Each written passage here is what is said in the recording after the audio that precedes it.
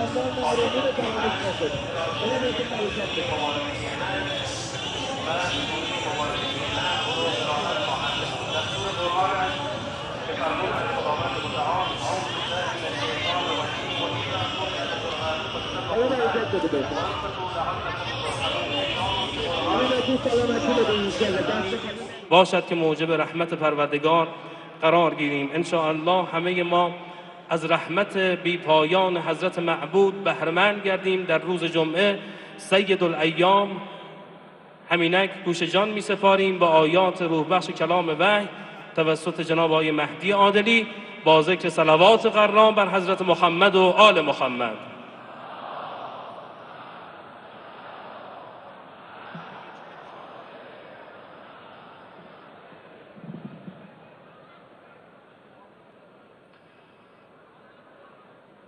بسم الله الرحمن الرحیم.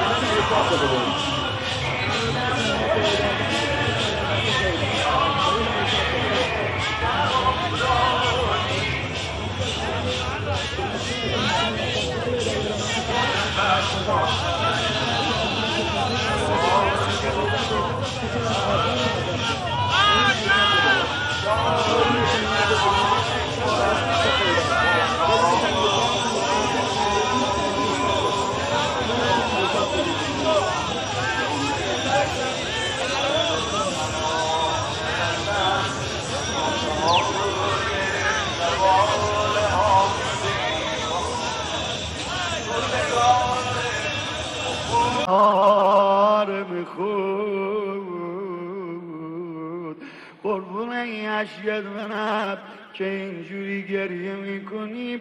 یه لحظه پا به پای من بیا بریم مدینه. کجا بریم؟ پشت در خونه بیبی. کدوم در رو بگیم؟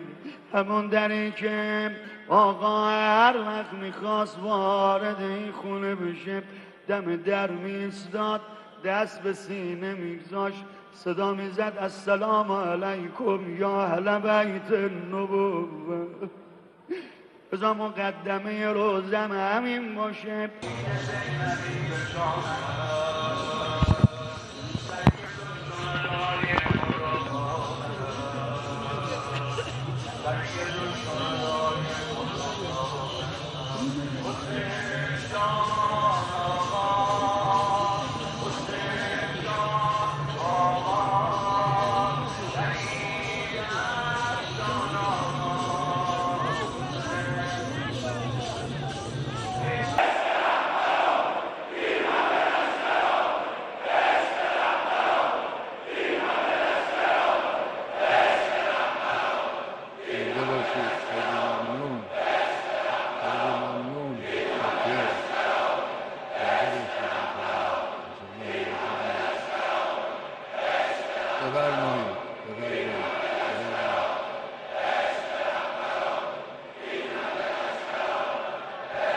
خیلی ممنون، خیلی متشکر. خدا انشاءالله حفظ کنه شما.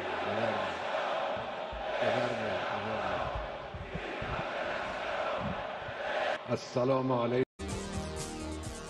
إلها واحدا ونحن له مسلمون لا إله إلا الله ولا نعبد إلا إياه مخلصين له الدين ولو كره المشركون لا إله إلا الله وحده أنجز وعده ونصر عبده وأعز جنده وهزم الأحزاب وحده فله الملك وله الحمد يحيي ويميت ويحيي وهو حي لا يموت بيده الخير وهو على كل شيء قدير. صلوات.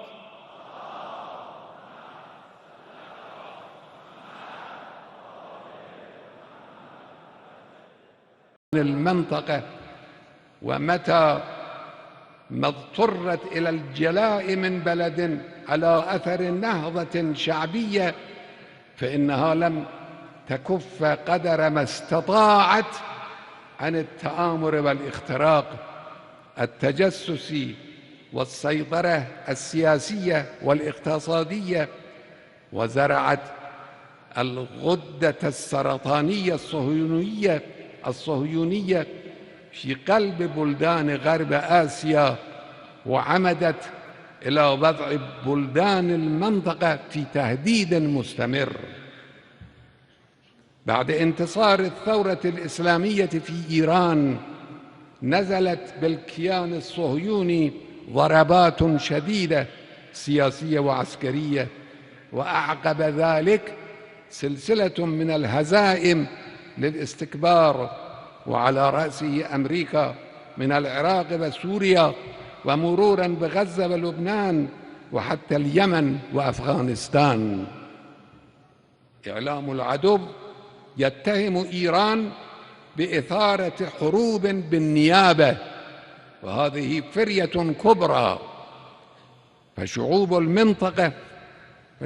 المنطقة قد استيقظت، وقدرة إيران في القلوب والأفكار، وقدرة إيران في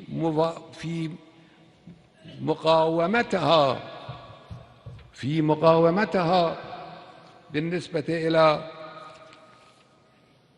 الطبيلة أمام خبث أمريكا قد نزل أثره في الجو العام للمنطقة وفي معنويات الشعوب. مصير المنطقة يتوقف على التحرر من الهيمنة الاستكبارية الأمريكية وتحرير فلسطين من سيطرة الصهاينة الأجانب إن شاء الله. كل الشعوب تتحمل مسؤولية الوصول إلى تحقيق هذا الهدف. على العالم الإسلامي أن يزيل عوامل التفرقة.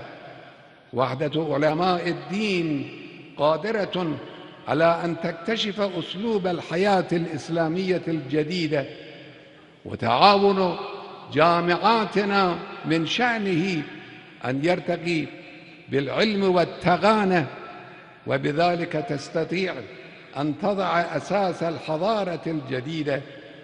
والتنسيق بين وسائل إعلامنا بإمكانه أن يصلح جذور الثقافة العامة، والتلاهم بين قوانا العسكرية سيبعد المنطقة كلها من الحروب والعدوان.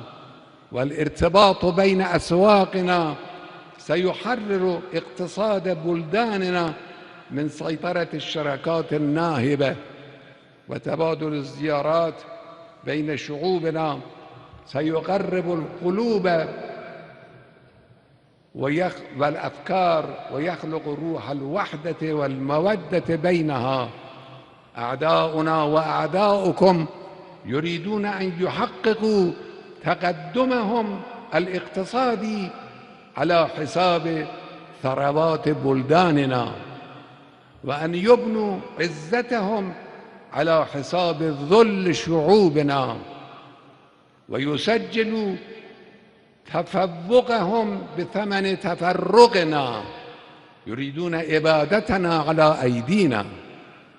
أمريكا تستهدف أن تجعل فلسطين دون ما قدرة على الدفاع أمام الصهاينة الظالمين المجرمين، وأن تجعل سوريا ولبنان تحت سيطرة الحكومات التابعة لها والعميلة، وتريد العراق وثرواته النفطية بأجمعها ملكا لها.